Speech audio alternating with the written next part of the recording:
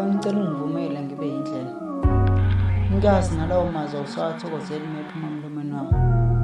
Kufanele mina benginamaphutha nalokho bengeke ngize ngizibeke emsulwa. Kodwa bengicela mntwana wami. Bengicela ungivumele ngibe yindlela. Mhlawumbe nenhliziyo yakho ukwazi ukuthola ukukhululeka. Mhlawumbe nawe ukwazi ukuthola ukuthanda kangcono ngoba mina-ke kangikho ngcono. Yazi ngizama ngakho konke kusemandleni ukuthi ngikhokhose ukuthanda.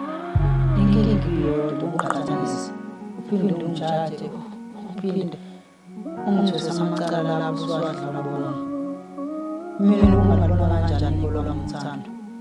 Ngoba ungiqhathanisa nalapho usuwadlula bona kufanele sithando sami. Ngixolisa lokho kubiza ngaleli gama. Empeleni ngisasela uthando enhliziyweni yami. Kodwa inhliziyo yami idala yabo. Nginokulila njalo uma ngicabanga mina nawe sisaqala.